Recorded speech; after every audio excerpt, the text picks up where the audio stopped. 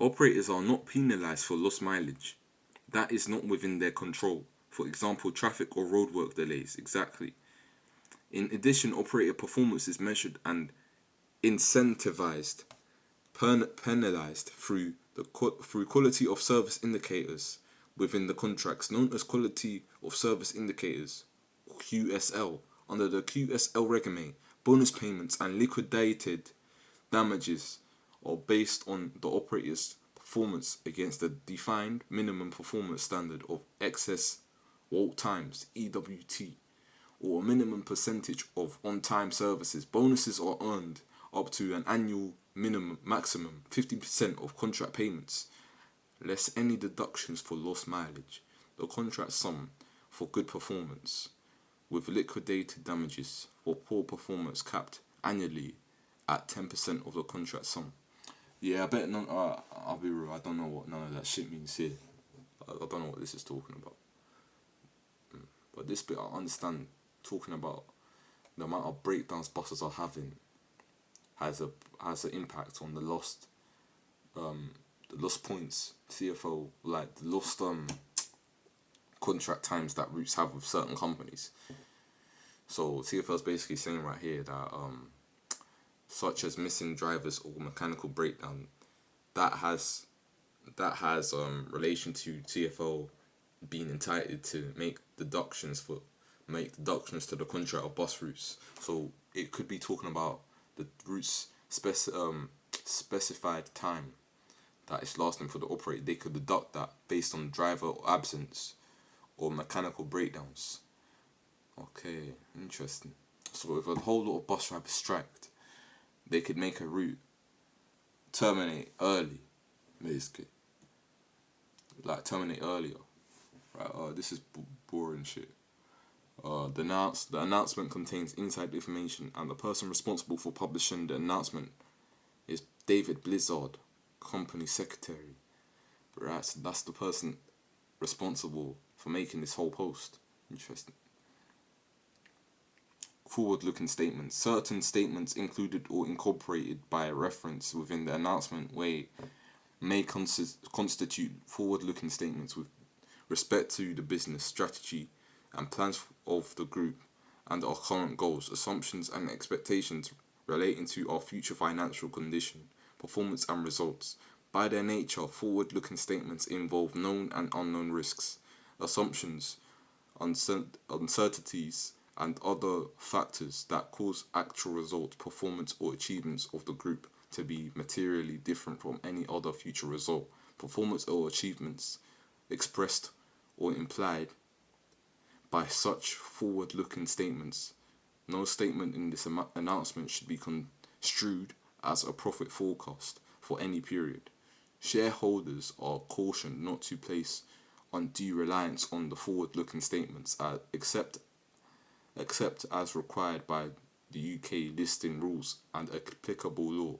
The group does not undertake any obligation to update or change any forward-looking statements to reflect events occurring after the date of this announcement. Boy, big up the person that's having to write all of this, man. Honestly, this is hard fucking work to remember all this information about fucking contracts, the history about the company, what the company's purpose is. Like, this is actually long shit, man.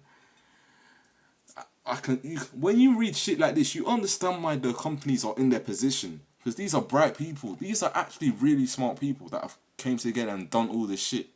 The average person, no wonder they're not getting the job they want. No wonder they're not becoming a rich person, because they don't have the time. They don't have the relaxation. They don't have the dedication to put time and effort into something like this. Do you get what I mean? Like, someone came up with the top of their head all the key things about Wrapped, all the key things about First Bus that they're planning to make to London. Like, it's just crazy, man. This is actually crazy, putting this all together. Fucking hell. Also, apparently they're partnered with some train companies too. Hold on. We operate a fleet of 3,700 locomotives and rail carriage through 3 DFT contracted train operating companies. WCP incorporating Avanti West Coast and West Coast Partnership Development. GWR and SWR. Yeah, I've heard of those two. And two this is so much, man. You can easily get your eyes confused here. And two open access routes, Whole Trains and Lumo. We are formally committed to operating a zero emission first bus fleet by 2035.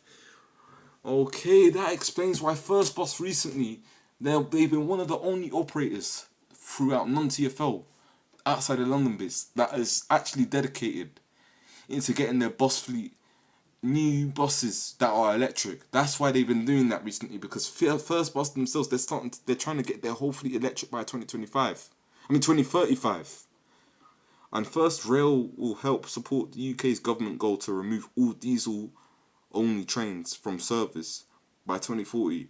During the following year, 2024, First Group was named as one of the world's cleanest 200 public companies for the 5th consecutive year and achieved industry top-rated status for the first time with Sustainalytics.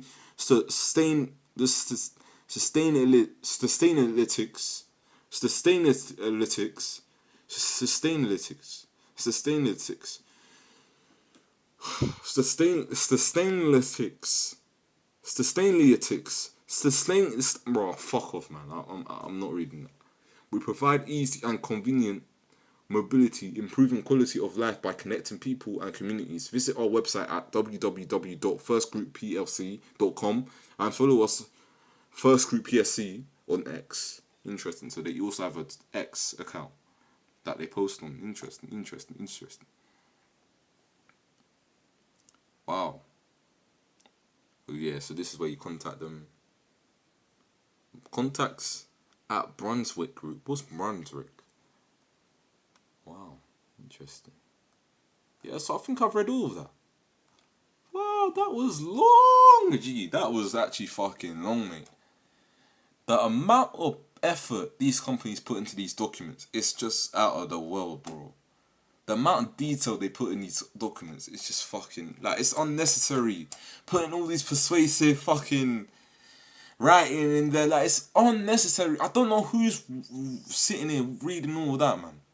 I honestly don't know who's sitting there reading all of that just to know that a company's taking over, man. Like, bro, just put, okay, we're taking over this company. Yeah, we're making this money. We're trying to make the buses electric and that. Just that. You could have just left it as that. What's with all this shit about, we got this train company, Rap made so much money last year or something, like, London's got this amount of buses. Like, you put so much unnecessary garbage in there. Like, we don't fucking care. I mean, okay, fair enough. Knowing about how contracts work and TFL's buses, the amount of buses and how popular buses transport is taking over stuff like trains. Okay, you know, actually they've actually handled it well. It is long to read though. It is very long to read. I won't lie. It is very long to read, but I actually understand why these documents commonly have so much fucking essays and paragraphs in them, because when you actually read what's going on, you actually understand they build up to stuff. They build up to the different like points that they're trying to make across. So I understand why these documents are so long to read sometimes.